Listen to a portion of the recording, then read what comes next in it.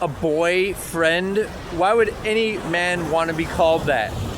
Here's 10 reasons to avoid any verbal or physical intimacy until marriage life commitment.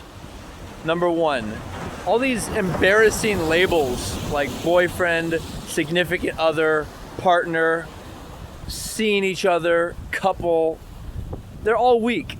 What is strong is being in your masculine and being a husband and playing that role out of a protector and provider so your wife can enjoy being in her feminine. All these people are trying to act like a woman being in her feminine is a bad thing, but it's actually more courageous than a woman trying to pretend to be a man. And not that she can't. Women are very capable, but they should, in a perfect world, and what we should aim for, they should want to play these roles so that we can enjoy life more. And of course, it's optimized for a healthy family dynamic in the future. And as we've seen in point number 2, avoiding premarital intimacy is confusing, and it makes, especially for women, because women are naturally followers, so they end up being easily seduced by predatory guys. And like, why would you want your future wife to be seduced by all random guys? And same as your daughter, why would you want that for her?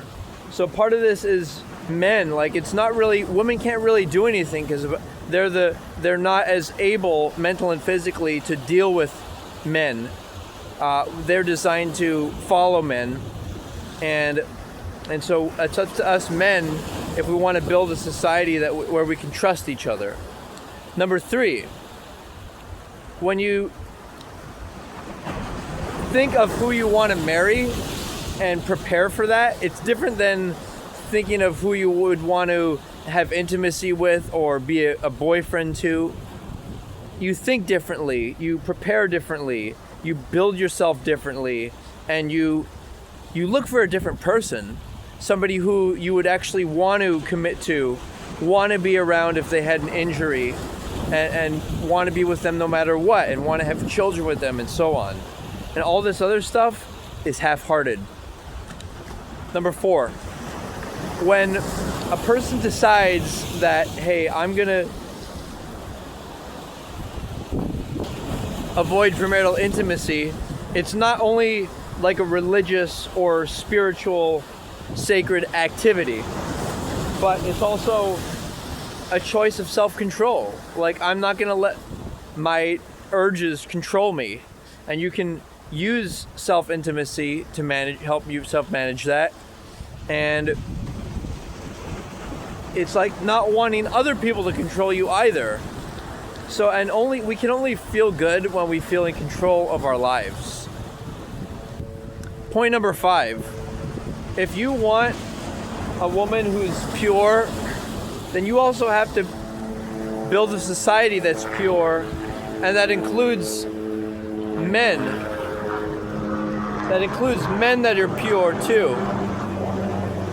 So, in other words, even if you're, say, have good genetics and a good job, you still have to encourage other men to not engage in premarital intimacy, because that ends up interacting with all of each other's wives and future wives. And so it doesn't make any sense for guys who want to have that purity and that woman who's not already been programmed by other men, because women naturally like to follow. And point number 6, because this premarital intimacy by default, it'll mean that the woman is the authority, because if it's not established, then the woman's whims and her fluctuating emotions will end up being the guiding force of the marriage, and it'll fail. And anything, and even in marriage can fail, but even more so something like a relationship, whatever ambiguity that suggests, or dating, or boyfriend, all of that even more so means the woman's leading. And point number 7 is when you as a man, you might think that, oh, if you get the woman, oh, you're winning, you get her body. You're also giving your soul away. You're giving your energy, your passion, any spare time, any spare money you have, it's all going to be inevitably given to that woman, because that's what feels natural and that's what typically happens. And so why would you want to give that to somebody who's not your wife? You see what I'm saying? Number 8, if you're engaging in premarital intimacy or even thinking about it or around other people that are, it's a nervous energy. It's feeling anxious. It's always feeling like you have to impress everyone. It's the difference between being able to walk into a public space and imagine that you're already married and that you're committed to yourself and your values and your future wife. That's a way different energy than always walking in and feeling like, oh, I wonder if they like me, or all these unconscious things that go on when you see someone you're attracted to. We want to remove that anxiety. And the first step is recognizing that, hey, there is no intimacy before marriage. There is no people like thinking or guessing. And this leads me to point 9, which is, it's more efficient to engage in self-intimacy so you know yourself, you know your interests, you know your body, both as a man and as a woman. You know the frequency and duration that you want intimacy. You really think about the body type that you want. And all that adds up to being able to actually know yourself even better, because premarital intimacy will give you distractions. Like, if you want quote unquote post-nut mental clarity, you can get that during self-intimacy every day. And because when you're close to a person, you're physical, you can't think clearly. You can't think if this person would actually be a good spouse for me. And so the way to assess compatibility, number 10, is by first doing some platonic assessments. Like if you see someone that you find attractive and you think they might be attracted in you, the woman gives you hints, then you can ask them platonic things like, do they have do they have a similar religious interest? Is marriage important to them? And then maybe some other cultural things that you have that are important to you, and ask them about that. Like for me, I would ask a woman, are you interested in veganism? Have you considered it before? And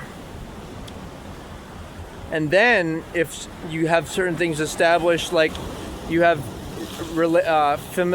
similarity, then you can ask other questions, and you can offer, please, here's my email. If you like my social media, email me. And then you can talk about other compatibilities like lifestyle, intimacy, and financial stuff, more private matters. But all of that, you guys, is about true love. And it's about feeling the sense of love. People think that they're gaming it, especially guys who are, seduce multiple women. They think they're gaming it. But if you're around a woman you don't respect enough to marry, if you're around all these women, you're going to be in that same low frequency of seduction. You can, and not the frequency of love, of self-love, of loving your values and your goals, and loving your life and being in the vibration of love, so that you can ultimately invite a woman into it. Like if you think you're so great, you should be able to invite a woman that you're really attracted to, who's so attractive that you only want that one woman, if the calculations make sense. Well, thanks for considering, and that's 10 ideas to suggest that, hey, no intimacy until marriage. It's just not worth it.